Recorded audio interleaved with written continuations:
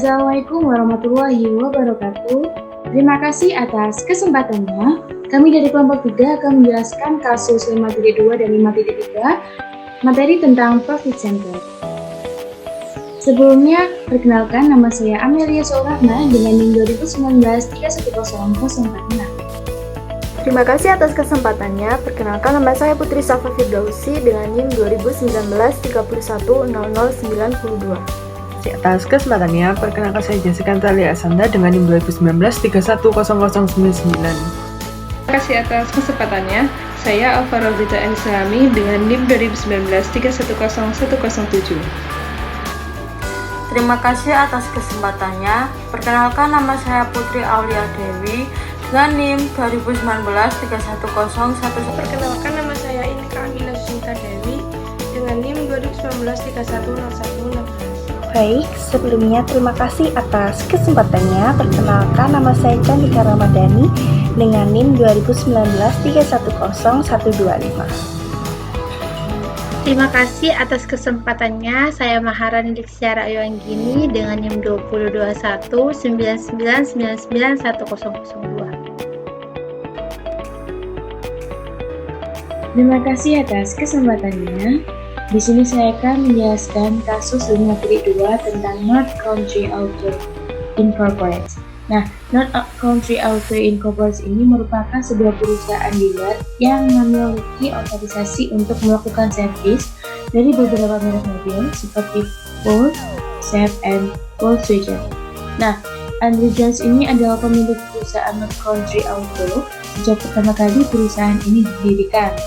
Nah, Andrew Jones ini memiliki partner bernama George Liddy yang baru bergabung beberapa tahun terakhir. Ketika George Liddy ini bergabung, pada perusahaan ini mengalami perubahan dalam sistem pengendalian manajemennya, sehingga masing-masing departemen ini dapat beroperasi sebagai pusat laba independen. Suatu ketika, perusahaan North Country Auto ini memiliki masalah yang mana perlu diselesaikan seperti halnya penetapan harga transfer antar departemen, memformalkan transaksi antar perusahaan, struktur divisi, dan alokasi yang tepat dari laba perusahaan antar departemen. Setelah melakukan analisis, maka diputuskan bahwa harga transfer sebaiknya diterapkan pada harga pasar. Selain itu, ditentukan bahwa struktur yang lebih baik bagi perusahaan, bagi mobil baru, bekas, dan departemen servis untuk tetap sebagai pusat laba.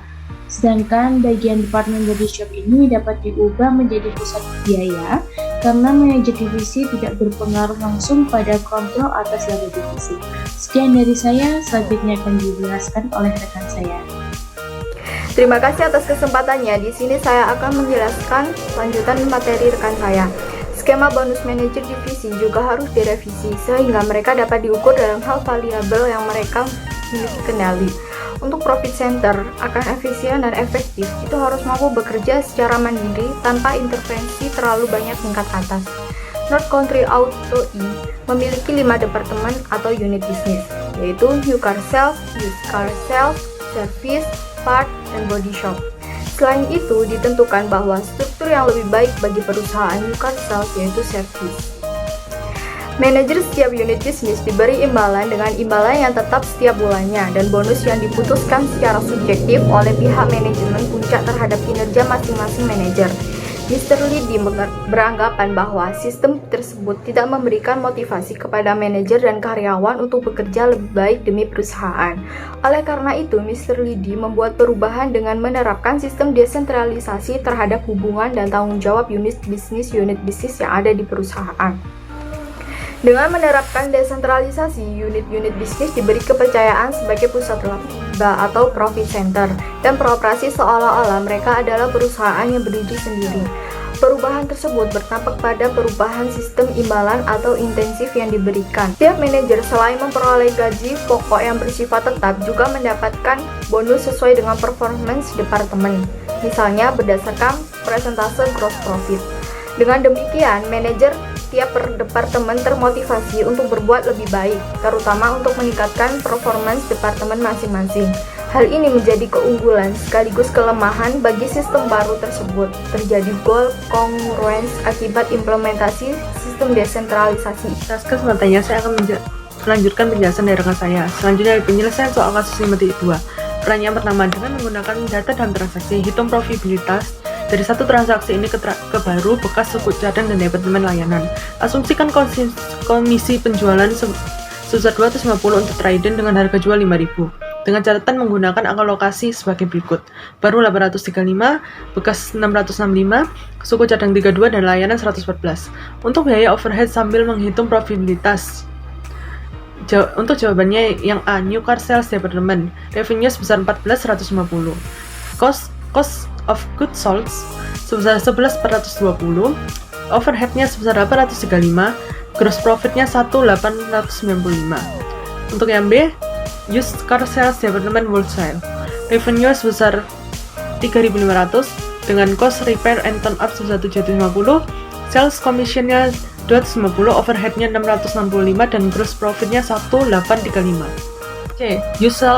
Used Car Sales Department Retail, revenue 5.000, cost repair and turn up 750, sales commissionnya 250, overheadnya 665, gross profitnya 335. Untuk yang D, part departemen revenue, break sebesar 125, log sebesar 30, full turn up 80, dan dengan totalnya 235. Untuk yang E, cost-nya sebesar 167,86, overhead-nya 32, dengan total 199,86. Dengan gross profit sebesar 35,14. Yang F, service department revenue, breaks-nya sebesar 175, log-nya sebesar 45, cleaning-nya 75, full turn up-nya 175 dengan total 470. Untuk yang gate, cost-nya sebesar 134,29. 134,29, overhead-nya sebesar 114 dengan total 248,29, dengan gross profit-nya 221,71. Terima kasih atas kesempatannya. Di sini saya akan menjelaskan pertanyaan nomor 2 beserta jawabannya. Nah, pertanyaan nomor 2 yaitu bagaimana seharusnya sistem penetapan harga transfer beroperasi untuk setiap departemen, yaitu harga pasar, eceran penuh, dan biaya variabel. Nah, jawabannya yaitu menurut pendapat kami akan lebih baik kalau transfer pricing ini dilakukan berdasarkan harga pasar atau market price. Sesuai dengan market price ini bukan berarti sama dengan harga retail atau harga eceran, melainkan sesuai dengan harga pasar ketika perusahaan luar melakukan kerjasama jangka panjang dengan North Country Auto. Nah, bagaimanapun perusahaan North Country Auto ini menerapkan sistem bonus bagi manajer berdasarkan persentase dari gross profit atau laba kotor departemen atau unit bisnisnya.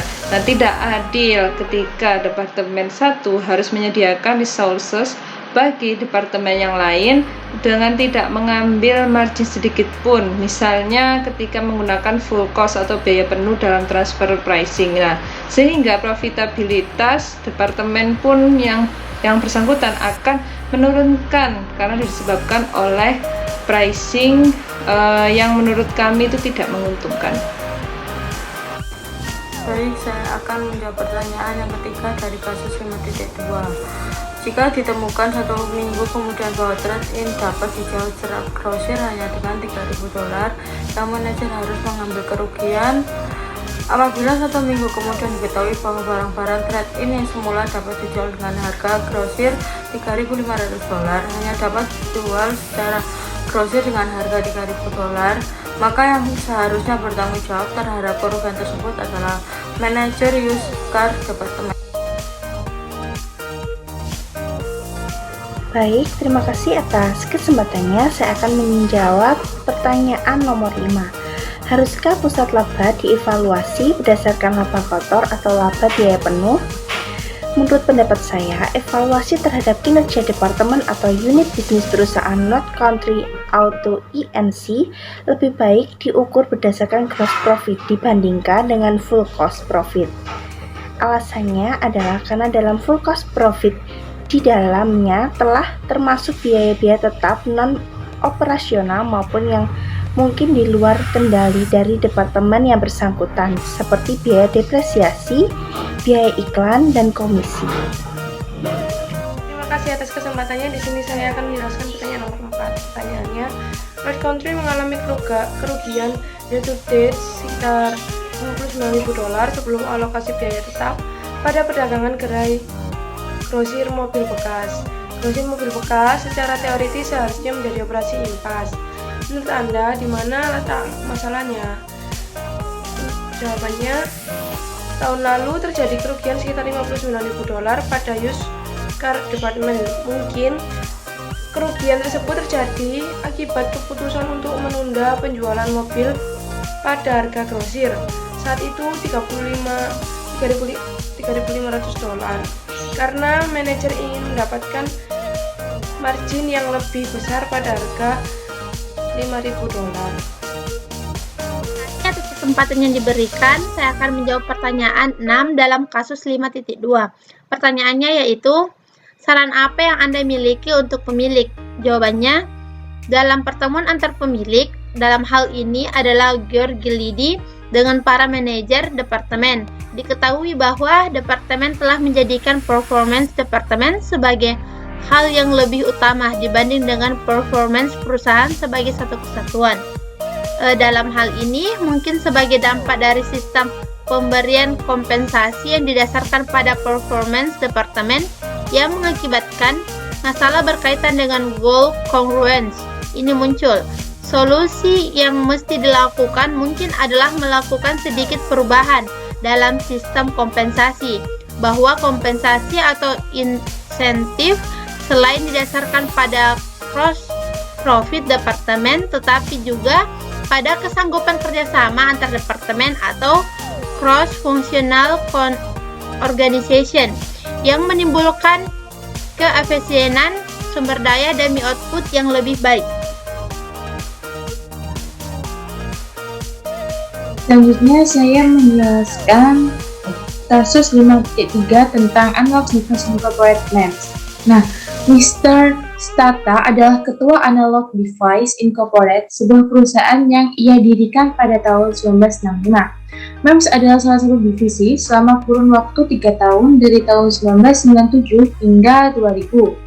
Mr. Stata telah memutuskan untuk secara bersamaan menjabat sebagai Ketua Analog Device Incorporated dan General Manager Divisi MEMS untuk menjaga kelangsungan usaha. Dengan supremasi teknis di seluruh dunia yang telah dibangun selama 15 tahun, bisnis ini menguntungkan dan prospek pertumbuhan jangka panjang tampak luar biasa. Selanjutnya, EDI dan segmen analog dari industri semikonduktor. Sebagai besar perangkat yang diproduksi oleh industri semikonduktor semuanya digital. Fokus Analog Device Incorporated adalah pada aplikasi yang melibatkan sinyal analog yang terus berubah-ubah. Sinyal seperti itu diperlukan untuk sebagian besar antarmuka antara perangkat elektronik dan dunia nyata. Produk inti Analog Device Incorporated adalah pengolah sinyal analog dan konverter yang menerjemahkan analog ke digital dan sebaliknya. Research CEO Analog Device percaya bahwa dari perspektif harga dan profitabilitas segmen analog adalah tempat terbaik untuk berada dalam industri semikonduktor. Poin selanjutnya ada entrepreneur di Analog Device Incorporated. Bisnis ADI ini sangat teknis. Mungkin aset terbesarnya adalah tenaga kerja yang berpendidikan tinggi dengan bidang keahlian bidang teknik elektro. Nah, ilmu material, fisika, solid state, dan disiplin ilmu terkait lainnya. Nah, Philips ini membuat nominasi mereka sendiri yang harus disetujui oleh manajemen senior.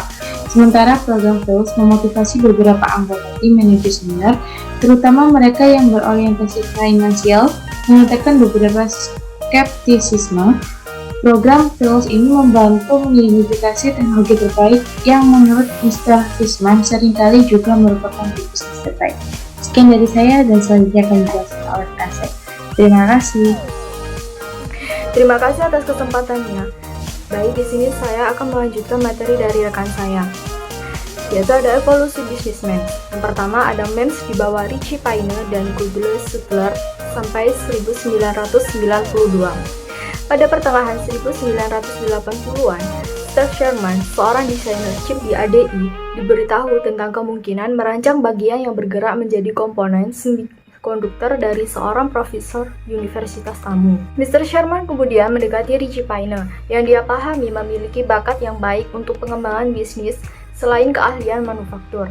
Bersama-sama, dia dan Mr. Sherman mulai memvisualisasikan beberapa kemungkinan komersial.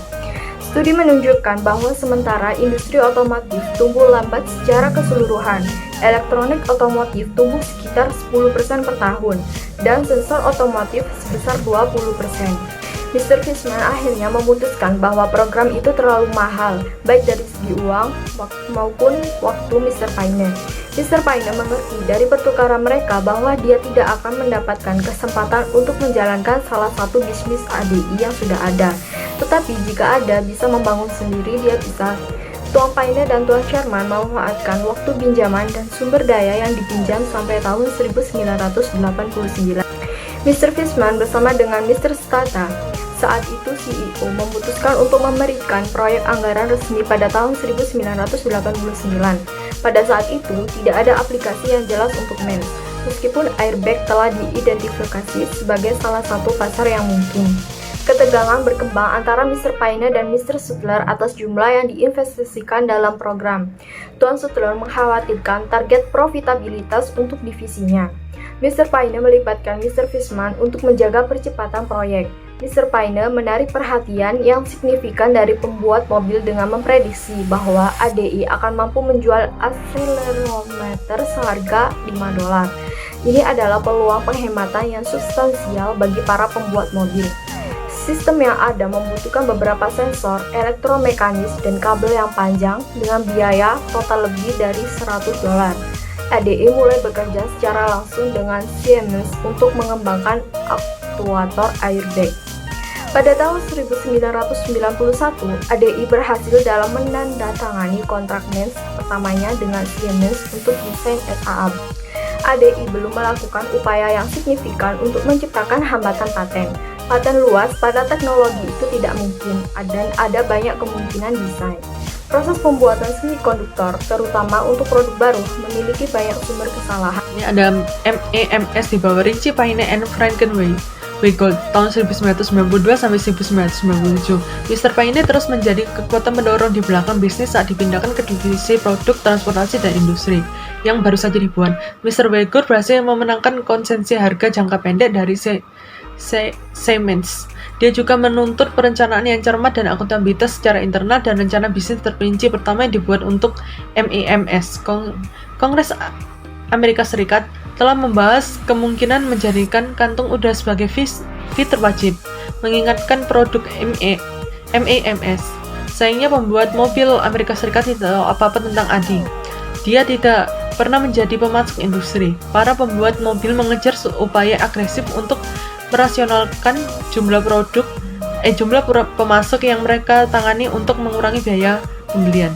Para pembuat mobil tahu bahwa pemasok manapun dapat menutup jarak produksi mereka dengan biaya yang sangat besar. Pelanggan potensial tersebut terbukti sangat efektif terhadap harga. Percaya bahwa pelanggan mereka memberi nilai rendah pada fungsionalitas yang kemungkinan melalui peringkat MEMS. ADI tidak dapat dihargai karena kualitas dan kendalanya yang tinggi di pasar seperti itu. Ada ketegangan yang signifikan mengenai apakah aplikasi otomotif harus dikejar sama sekali. Setiap pengejaran mengalihkan sumber daya tambahan dari bisnis inti ADI, mengembangkan pasar baru, membentukkan tim penjualan yang berbakat dan mahal yang mencakup keterampilan teknik dan pengembangan produk. Seiring pertumbuhan bisnis otomotif, perhatian terhadap beralih ke manufaktur. Proyeksi hasil adalah perkiraan paling kritis dalam bisnis yang awalnya memproyeksikan profitabilitas pada tahun 1995. Terima kasih atas kesempatannya. Di sini saya akan menjelaskan mengenai evolusi bisnis di mana MEMS itu di bawah kendali Mr. Stata di tahun 1997 sampai 2000. Nah, keputusan pertama Mr. Stata ialah menginvestasikan hampir $100 juta untuk merenovasi dan melengkapi kembali gedung Cambridge yang pernah berfungsi sebagai fasilitas sirkuit terpadu untuk Polaroid. Nah, alasannya ialah itu merupakan satu-satunya cara untuk mendapatkan hasil ke tempat yang mereka butuhkan, ialah lingkungan yang berdedikasi dan terfokus. Nah, di bawah kendali Mr. Sata ini, fasilitas baru pun selesai dalam waktu sekitar 1 tahun. Nah, divisi MEMS ini hampir sepenuhnya mengisolasikan dirinya sendiri untuk fokus pada tugas yang ada. Nah, MEMS untuk pertama kalinya pun dipecah sebagai unit bisnis yang terpisah. Hal ini memungkinkan pendanaan untuk dikendalikan langsung dari atas. Nah, berarti kerugian tidak akan mempengaruhi unit bisnis lainnya. Nah, di bawah arahan Mr. Stata, staf MEMS bekerja sangat keras dan hasilnya pun meningkat, bahkan memenuhi target. Jadi setiap kali ada masalah, kelompok dari MEMS tersebut segera dapat mengumpulkan tim yang diperlukan untuk menyelesaikan masalah tersebut. Nah, karena AD ini secara keseluruhan mengalami penurunan penurunan yang ringan, nah di tahun 1998 dan memotong biaya secara keseluruhan, maka Mr. Stata ini pun melakukan pemotongan juga di MEMS untuk menunjukkan bahwa kelompoknya ialah bagian dari tim. Nah, staf MEMS tidak dapat melakukan perekrutan yang direncanakan, namun berkomitmen untuk mengatasi kekurangan dengan meningkatkan produktivitas. Nah, jika tidak, Mr. Stata akan terjebak dengan rencananya. Dia bahkan cukup percaya diri untuk terus meningkatkan investasi dalam pengembangan produk baru. Nah, di tahun 1998 dan setiap tahun setelahnya, profitabilitas pun meningkat karena pendapatan terus tumbuh. Nah, di tahun 2000, kerugian pun hanya sepertiga dari yang terjadi di tahun 1997 sebelumnya. Nah, pada saat itu, hasil panen pun lebih dari 50% dan terus meningkat. Dengan bisnis yang jauh lebih kokoh dari sebelumnya, Mr. Stata pun siap melepaskan kendalinya untuk MEMS. Nah, selanjutnya Mr. Fishman pun meminta Franklin W. Gould untuk meneruskan kendali dari MEMS itu. Nah, untuk Richie Payne ini telah melaporkan bahwa Mr. Stata telah mengambil alih pada tahun 1997 untuk mengelola bisnis untuk profitabilitas. Baik, saya akan menjelaskan evolusi bisnis MEMS. MEMS di bawah Mr. W. Gould tahun 1999 sampai 2002. Transisi dalam kepemimpinan sulit dilakukan di dalam divisi karena disiplin Mr. W. Gould mengelola gaya rencana sangat kontras dengan pendekatan pembangunan tim yang berpusat pada visi Mr. Stata. Mr. W. Gould berhasil mengelola menuju peningkatan produktivitas dan efisiensi. Hasil mendekati tingkat yang konsisten dengan lini produk AD lainnya. Lini produk otomotif adalah fondasi bisnis, menghasilkan 90% dari pendapatan divisi yang pada tahun 2002 mendekati 100 juta dolar. Sebagian besar pendapatan hanya berasal dari beberapa produk. Mr. W. Gould terus berinvestasi di pasar dan produk masa depan, tetapi kurang agresif. 3 staf dipertahankan untuk mendukung riset dan pengembangan pasar di pasar industri konsumen, dan terus memantau lusinan peluang yang mungkin. Secara umum, peluang ini tampaknya tidak menarik bagi AD, karena akan mengharuskan AD untuk bersaing dengan perusahaan yang bersedia menjual produk inferior dengan harga terendah. Pengeluaran penelitian dan pengembangan dalam MEMS ditahan hingga 12% dari pendapatan, yang dianggap sebagai alokasi normal oleh divisi operasi lainnya. Sebagian besar anggaran ini mendukung pengembangan sensor generasi berikutnya untuk industri otomotif. AD sering didekati dengan ide untuk aplikasi baru untuk perangkat MEMS, tetapi kebanyakan ditolak kecuali jika prototip telah dibangun sebagai bukti konsep. Menilai performa MEMS atau MEMS. Pada tahun 2002, MEMS mendekati 100 juta dolar dalam pendapatan dan memiliki margin operasi sekitar 12%. Kinerja terhadap perkiraan juga penting. Di divisi lain dalam AD ini sangat penting, dan setiap tangga penjualan dan manajer produk memahami bahwa evaluasi kinerja pribadi bergantung padanya. Dalam MEMS ada lebih banyak kelonggaran. Meskipun MEMS mampu memproyeksikan pendapatan dari pasar otomotif, proyeksi untuk pasar non-otomotif biasanya terlalu tinggi. Selain itu, proyeksi hasil selalu terlewatkan sampai setelah perpindahan dari Wilmington ke Cambridge. Ada juga beberapa diskusi dan keprihatinan atas margin kotor yang dicapai bisnis. Laporan laba rugi untuk sebagian besar produk dalam katalog ADI tampak sangat mirip. Margin kotor berada di sekitar 60%, pengembangan produk 12-15%, dan laba operasi sekitar 15-20%. Namun, diterima di seluruh komunitas pemasok untuk membuat mobil bahwa margin kotor lebih besar dari 35% sulit dicapai. Banyak eksekutif ADI mengutip ini sebagai bukti bahwa pasokan otomotif pada dasarnya adalah bisnis yang buruk. Weigold mengingat tekanan untuk menunjukkan margin kotor yang lebih besar. Ternyata margin kotor MEMS tidak pernah naik di atas 42%, dan ini adalah periode singkat di mana bisnis berjalan mendekati kapasitas penuh. Fakta bahwa MEMS telah meleset dari target keuangannya secara konsisten membuat mereka yang memperdebatkan potensi jangka panjang bisnis dengan kredibilitas yang sangat kecil. Di sisi biaya, Mr. Stata yakin dia bisa mendapatkan hasil di lingkungan yang terisolasi. Singkatnya, dia melihat jalan menuju profitabilitas dan pertumbuhan yang berkelanjutan. Sinergi antara ADI dan MEMS. Divisi MEMS telah mendapatkan manfaat dari menjadi bagian dari ADI dan memberikan kontribusi kepada perusahaan sebagai imbalannya. Di luar konflik sumber daya dan kapasitas keuangan di Wilmington, hubungan antara MEMS dan ADI tetap sehat. Secara khusus, MEMS meminjam sebagian besar pengetahuan dan teknologi manufakturnya dari ADI, termasuk seluruh sistem dan metode kualitas mereka untuk meningkatkan hasil secara sistematis. Divisi MEMS berkontribusi pada ADI dengan membuka pintu ke pasar otomotif. Sebagian besar penjualan ADI ke industri ini sekarang merupakan produk ADI tradisional. Selain itu, standar kualitasnya sangat tinggi yang diperlukan untuk aplikasi keselamatan otomotif menciptakan dampak positif dari MEMS ke lini produk lainnya. Evaluasi akhir dari pengalaman MEMS, Mr. Stata menggambarkan sudut pandangannya sendiri. Saya percaya bahwa MEMS akan terbukti menjadi salah satu teknologi penting untuk mempertahankan pertumbuhan jangka panjang kami. Kita harus terus menghindari menyerah pada tekanan jangka pendek dan memilih untuk tidak menindaklanjuti investasi kita. Jika ada satu hal yang saya pelajari tentang bisnis teknologi, ketekunan itu membuahkan hasil. Pada tingkat pendapatan dan profitabilitas tahun 2002, satu dekade lagi akan diperlukan untuk memulihkan semua modal yang diinvestasikan di MEMS. Untuk memberikan pengembalian yang sehat, sumber-sumber baru pertumbuhan yang menguntungkan harus diidentifikasi. Di pasar otomotif, sistem keselamatan terus menambah fungsionalitas dan membutuhkan lebih banyak sensor per mobil dan sensor yang lebih canggih.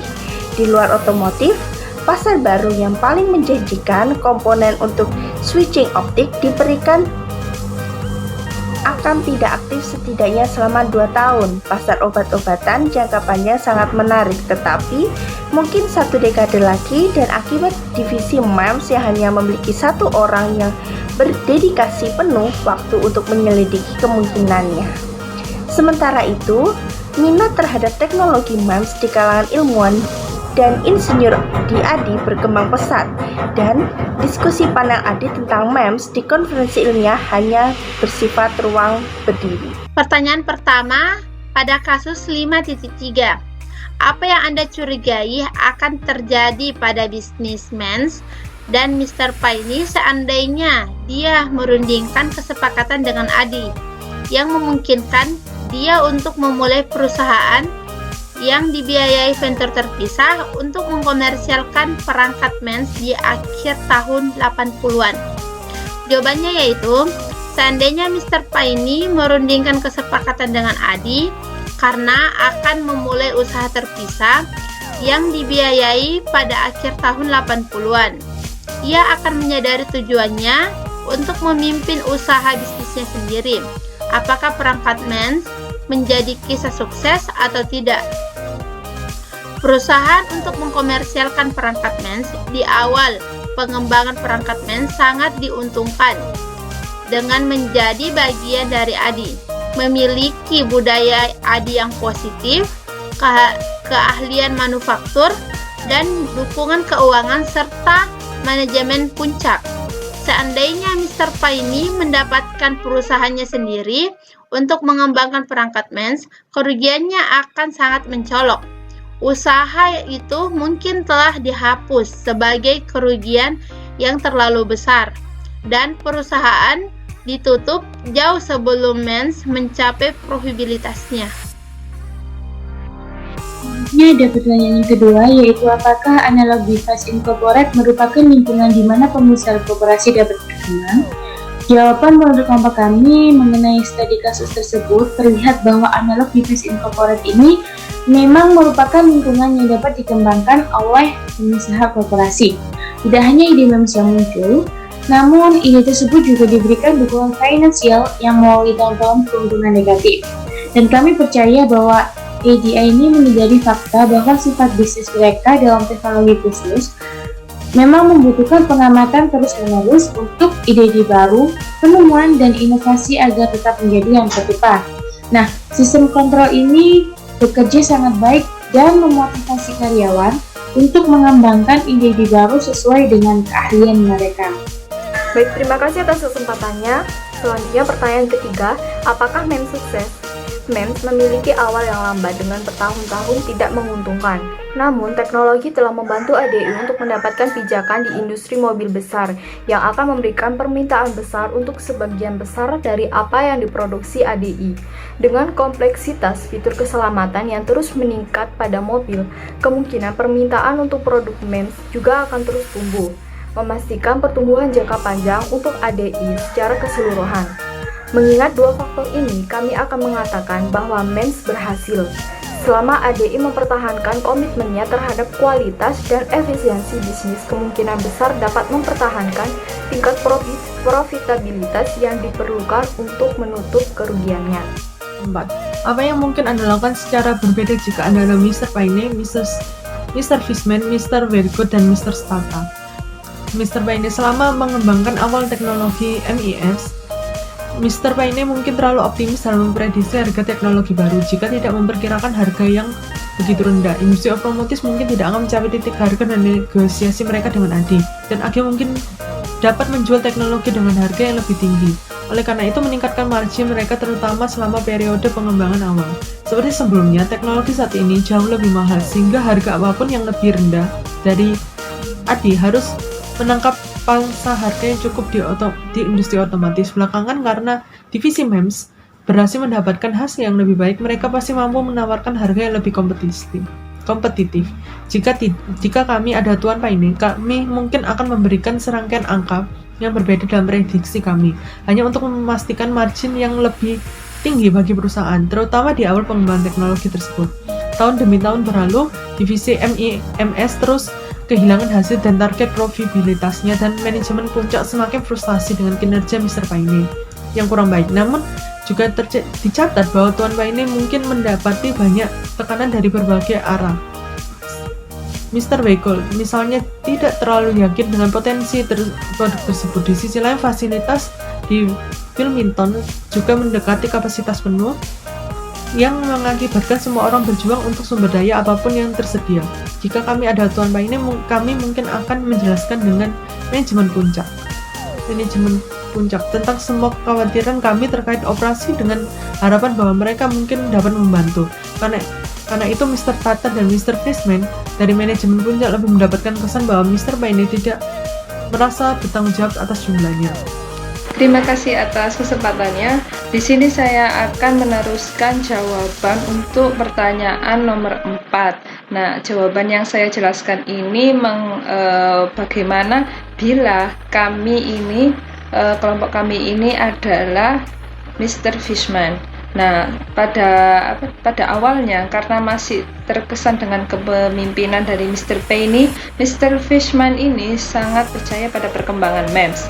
Namun seiring berjalannya waktu tanpa menghasilkan profit atau keuntungan dari produk, nah Mr. Fishman ini menjadi semakin peduli dengan profitabilitas bisnis.